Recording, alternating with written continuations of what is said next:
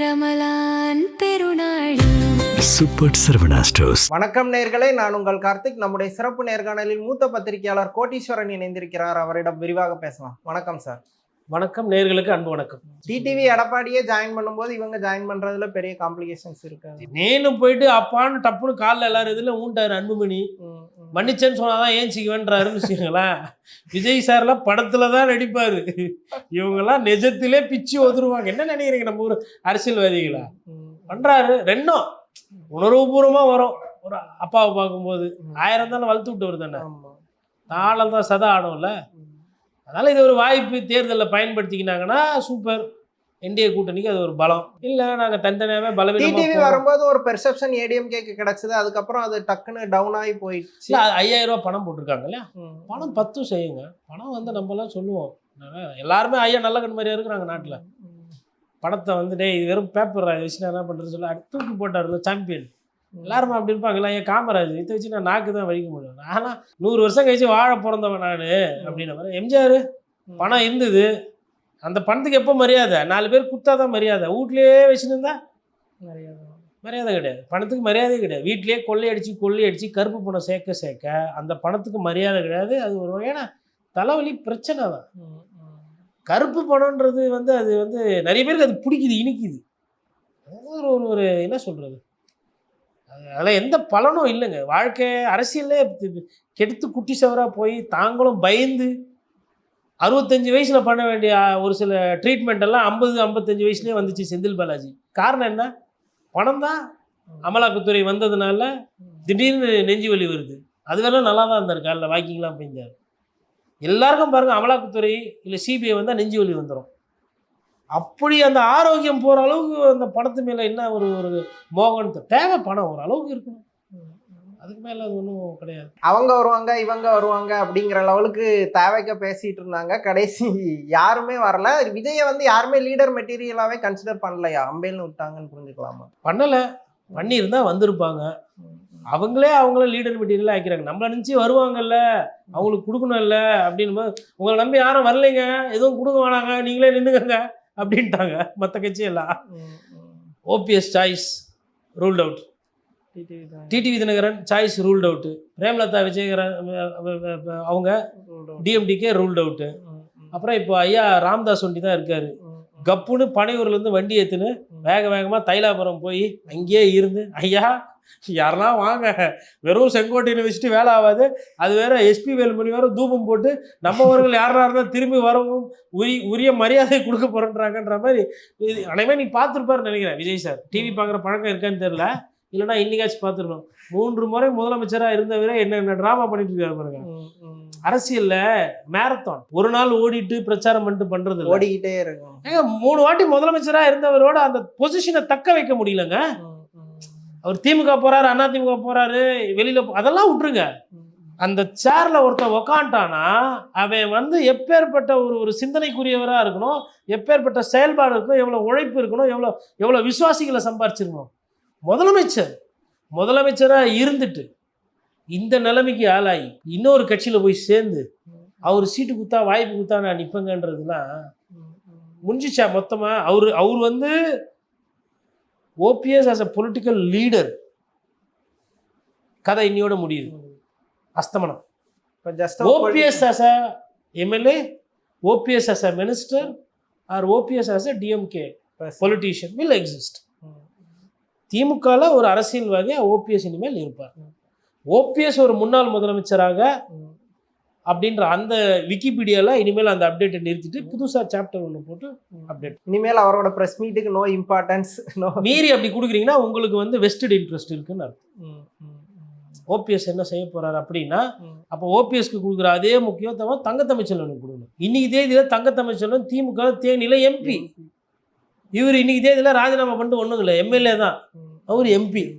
அப்போ மீறி நீங்கள் கொடுக்குறீங்கன்னா அப்போ அந்த அந்த அந்த பத்திரிகையாளர் சந்திப்பு அந்த ஹெட்லைனோட நோக்கம் என்பது மக்கள் சம்பந்தப்பட்ட அரசியல் அல்ல, இல்லை திட்டங்கள் சார்ந்த அரசியல் அல்ல, அரசியல் பேசணும், அரசியலை இன்னும் இது பண்ணி விடணும். மேபி இன்னும் சுருக்கமாக சொன்னால் அதிமுக பிளவு பற்றி அதிகம் பேசணுன்றது அதோட நோக்கமாக இருக்கும்.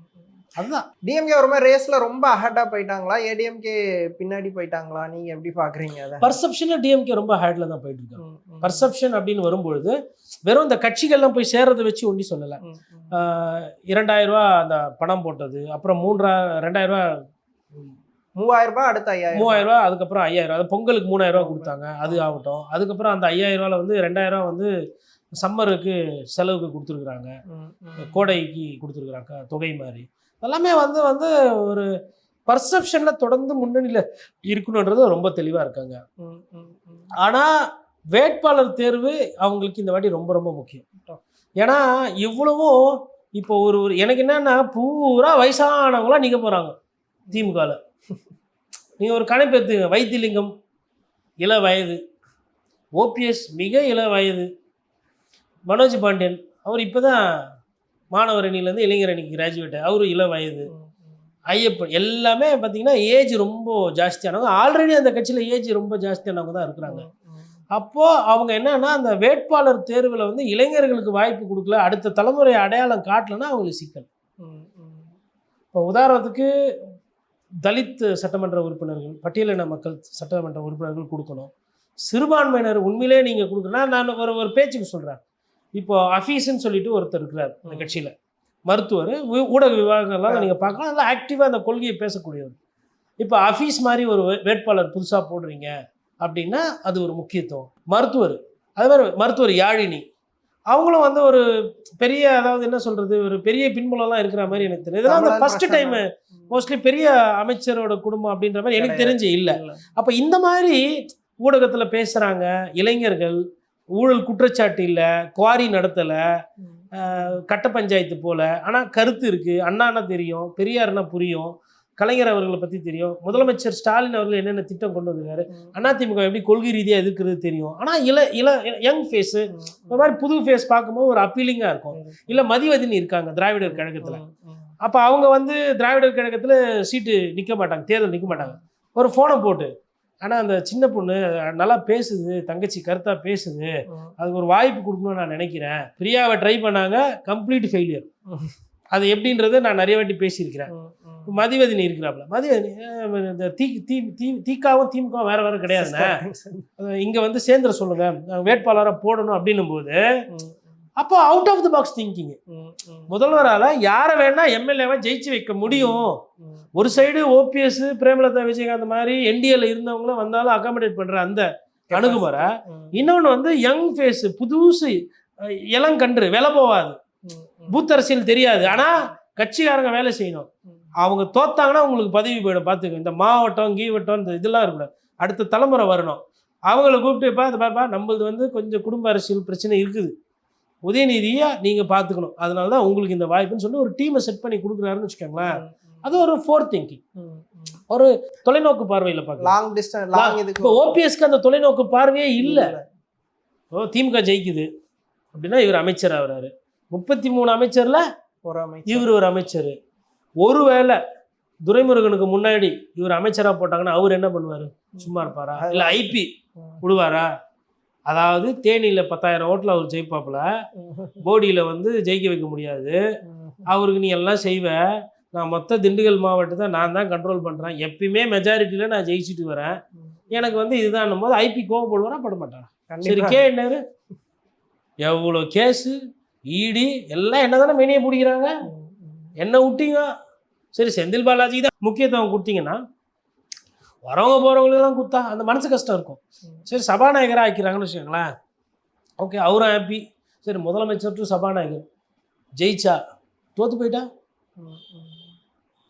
என்ன இருக்குது? ஒன்றுமே இல்லையா? மொத்தமாக முடிஞ்சு போச்சா? வெற்றி தோல்வின்றது யதார்த்தம். திமுக திரும்ப திரும்ப ஜெயிச்சது கிடையாது. நம்ம இது சொல்லும்போது என்ன பண்ணுறாங்கன்னா 67, 71 சொல்கிறாங்க. அன்னைக்கு எம்ஜிஆர் கூட இருந்தார், அன்னைக்கு அதிமுக, அப்போ ஏடிஎம்கே கிடையாது, அன்னைக்கு ஏடிஎம்கே கிடையாது. ஏடிஎம்கேன்னு எம்ஜிஆர்னு ஒருத்தர் உருவானதுக்கப்புறம் அதிமுக வந்ததுக்கப்புறம் திமுக திருப்பி திருப்பி வரல. நம்ம இதை சொல்லும்போது வரலாறு தெரியாமல் பேசுகிறார். வரலாறு அதிமுகன்ற ஒரு கட்சி உதயமானதுக்கு பிறகு திமுக 2 முறை சட்டமன்ற தொகுதியில் தேர்தலில் ஜெயிச்சது கிடையாது. இதுதான் அந்த கட்சி. அதிமுகன்ற ஒரு கட்சி உருவானதுக்கு பிறகு சட்டமன்ற தேர்தலில் 2 முறை 3 முறை பேக் டு பேக் ஜெயிச்சிருக்கிற ஒரு கட்சி. இன்னைக்கு தாவேக்கான்ற ஒரு கட்சி வந்ததுனால அதிமுக தான் வீக் ஆகும்னு சொல்லிட்டு எல்லாம் ஒரு நரேட்டிவ் இருக்கு. ஏன் திமுகவும் வீக் ஆகலாம்ல? வரும்போதே விஜய் சார் வந்து பா எப்படியாவது அதிமுக வீக் ஆகணும்னு சொல்லிட்டா வராரு அவர் அரசியலுக்கு. அவர் திராவிட கட்சிகளை வீழ்த்தணும் தானே வராரு. அது என்ன எல்லார் பார்வையிலும் பத்திரிகையாளர் பார்வையில் அதிமுக தான் வீக் ஆகுது, அதிமுக தான் ஒன்றும் இல்லைன்னு போது ஒரே மாதிரி இருக்குது பேட்டர்னு. ஏன் திமுக ஓட்டெல்லாம் பிரிக்க மாட்டாரா அவரு? அதிமுக ஓட்டம் கட்சி ஓட்டு தானே. சரி, திமுக எதிர்ப்பு வருது, அதை பிரிச்சுக்கிறாரு. பிஜேபி எதிர்ப்பு ஓட்டு அவர் எத்தனை போயிட்டாருன்னா நீங்க அதை வச்சு தானே பழப்பு ஓட்டிட்டு இருக்கீங்க. அதை எத்தனை போயிட்டாருன்னா செட் ஆகும்ல. பிஜேபி எதிர்ப்பு ஓட்டு விஜய்க்கு, அதை எத்தனை போயிட்டா சரி. இந்த நாட்டில் இருக்கிற இளைஞர்களுக்கு யாருமே பிடிக்கல உங்களை. திமுக தலைவரையும் பிடிக்கிறதில்ல, அதிமுக தலைவரையும் பிடிக்கிறதில்ல. அவங்க விஜய்க்கு போட்டால் அது உங்களுக்கு வர வேண்டிய ஓட்டு தானே. விஜய் வந்து அதிமுக இது பண்ணுவார், இரண்டாவது வராது, ஒரு சிலத்தை மூன்றாவது, அதிமுக பின்னாடி போகுது. இந்த நரேட்டிவ் ரொம்ப நாளா போயிட்டு இருக்கு. மக்கள் பார்ப்பாங்க. மக்கள் ஆக்சுவல் விஜய் யார் ஓட்ட ஸ்பிளிட் பண்ணுவாருங்கிறது வந்து தெரியாது. ஓகே தெரியாது. ஒரு சைடு பார்த்தா விசிகா ஓட்டு எடுக்கிறாரு விடுதலை சிறுத்தை கட்சி, ஒரு சைடு பார்த்தா நாம் தமிழர் கட்சி ஓட்டு எடுக்கிறாரு, ஒரு சில இடத்துல திமுக ஓட்டு எடுக்கிறாரு, ஒரு சில இடத்துல அதிமுக ஓட்டு எடுக்கிறாரு, ஒரு சில இடத்துல காங்கிரஸ் ஓட்டையே பிரிப்பாரு. அவரால் பிரிக்க முடியாத 2 ஓட்டுனா ஒன்று பாஜக, அது மாறாது. கொஞ்சம் ஓட்டா அது இந்துத்துவ ஓட்டு, அது அப்படி போயிடும். கம்யூனிஸ்ட் ஓட்டு மாறாது. நாம் தமிழர் கட்சியிலுமே இளைஞர்களோட ஓட்டு கொஞ்சம் மாறதுக்கு வாய்ப்பு இருக்கு. ஏன்னா நாம் தமிழர் கட்சியில கொள்கையின் ஈடுபாடு நிறைய பேர் இருந்தாலும் புதுசா வராரு, அதற்காக ஓட்டு போட்டவங்க இருக்கிறாங்க, அவங்க ஓட்டு போகும். புதுசா ஒன்று வருதுன்னா வரும். இப்போ நாம் தமிழர் கட்சி புதுசா வந்தப்போ எப்படி கொஞ்சம் புதுசா கொஞ்சம் ஓட்டுகள் வந்துச்சோ, அதே மாதிரி அவரும் தாவேக்காக வரும்போது புதுசா கொஞ்சம் ஓட்டு போகும். ஆனா எல்லாம் என்ன சொல்றாங்க, அதிமுக ஓட்டு தான் பிரியுது, அதிமுக ஓட்டு தான் பிரியுது. நான் என்ன சொல்றேன்னா எல்லாரும் ஓட்டும் பிரியுது. 3-4% தான் வாக்கு விகிதாச்சம். இந்த உண்மை தெரிந்த காரணத்தினால்தான் ஸ்டாலின் எல்லாரையும் சேர்க்கிறாரு, தொகுதியா சரி பண்றாரு. விஜய் ஃபேக்டர் எப்படி ஒர்க் ஆகும்னு தெரியாது. ஸோ நம்ம இன்னும் கொஞ்சம் பவர் ஆகிக்கிடும். மேலே பார்த்து நான் வேலை செய்யலப்பா. 234 தொகுதி, கும்முடிப்பூண்டி, திருவள்ளூர், ஆரணி, செய்யாறு, வந்தவாசி, திருத்துறைப்பூண்டி, கீழ்வெள்ளூர், நாகப்பட்டினம், அதாவது உதாரணத்துக்கு தொகுதி பேரா சொல்றேன். அப்படி தொகுதியா போடி எல்லா தொகுதியிலும் எல்லா தொகுதியிலும் பவர்ஃபுல் கேண்டிடேட். டிஎம்கே என்ன பண்றாங்கன்னா லோக்கலைஸ் பண்றாங்க. சட்டமன்ற தொகுதியை பெரிய தேர்தலாக மாற்றி விடுறாங்க. உங்கள் எமத்தில் உங்கள் தொகுதியில் இப்போ போடியில் ஓபிஎஸ் நிற்கிறார், உறுதியாகி போச்சு. சூரியனில் நிற்கிறாரு. போடி ஜெயிக்க வேண்டியது உங்கள் பொறுப்பு. நீங்கள் சொன்னீங்க ஆண்டிப்பட்டியில் ஐயப்பனுக்கு ஆல்ரெடி ஜெயிச்சவர். உனக்கு இந்த வாட்டி பொன்னாடி இலையில ஜெயிச்சா, இந்த வாட்டி சூரியனில் ஜெயி பார்த்துக்க. ஆளுங்கட்சி சப்போர்ட் இருக்குது, எல்லாம் இருக்குது, பார்த்துக்க ஜெயிச்சிக்க. மனோஜ் பாண்டியன் தேர்தல் சீட்டுக்கு உத்தரவாதம் கொடுத்ததுனால தான் வந்திருப்பார். யாரும் வந்து அண்ணன் நான் சும்மா வரேன் சேர்த்துக்கினேன் அப்படின்லாம் வரமாட்டாங்க. சீட்டுன்னு ஒன்று கன்ஃபார்ம் பண்ணால் தான் வருவாங்க, எல்லாம் யாரும் வரமாட்டாங்க. அதுதான் பிரச்சனை. நீங்கள் மற்ற கட்சியிலேருந்து உங்களுக்கு வராங்கன்னா சீட்டு கன்ஃபார்ம் பண்ணணும். சும்மாலாம் கூப்பிட்டாலாம் எல்லாம் வந்து வரமாட்டாங்க. அதுக்கப்புறம் அவங்க ஜெயிச்சு வந்துட்டு அதுக்கப்புறம் நீங்கள் போனாலும் ஏற்றுக்க மாட்டாங்க. பழைய இது இருக்காது. அது ஒரு மாதிரி பேலன்ஸு. அப்போ இதெல்லாம் பண்ணுறதுக்கு காரணம் என்ன? தொகுதியாக டைட் பண்ணுறாரு. அது ப்ளஸ் ஆகுமா மைனஸ் ஆகுமான்றது நம்ம அப்புறமா. ஃபைனல் கொஸ்டின், தொடர்ந்து சீட் ஷேரிங் இந்த கட்சியில் யார் கூட்டணி இது பற்றியே பேசி டிஎம்கேவோட ஃபெயிலியர்ஸ் இல்லை ப்ராப்ளம்ஸை பற்றி மீடியாவோ இல்லை யாருமே டிஸ்கஸ் பண்ணாமல் இதுலேயே ஃபோக்கஸ்டாக போகுதுன்னு பார்க்குறீங்களா? அதான் தான் ஜனங்க பத்திரிகையாளர் திட்டுறாங்க. ஒருத்தர் ஒரு சார்பாக பேசுகிறாங்க. சரி, மக்கள் பிரச்சனைன்றது கட்சி அரசியலை தாண்டி அதிகம். கரண்ட் பில்லை கூடி இருக்குன்னா கூடி இருக்குது, அவங்க ஏற்றலையா இவங்க ஏற்றலையா அப்படின்னா அது அரசியல்வாதி பேச்சு. அதே பேச்சு நம்ம பேச முடியாது.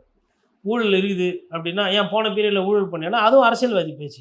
நம்ம என்ன சொல்கிறோம், அதிமுகலையும் திருடினாங்க, திமுகலையும் திருடினாங்க, நாளைக்கு பாஜகவுக்கு ஒரு வாய்ப்பு கொடுத்தா அவங்களும் திருடுவாங்க, காங்கிரஸ் வந்து எங்களுக்கும் வாய்ப்பு கொடுங்கன்னு கேட்டுக்கிட்டு இருக்கு.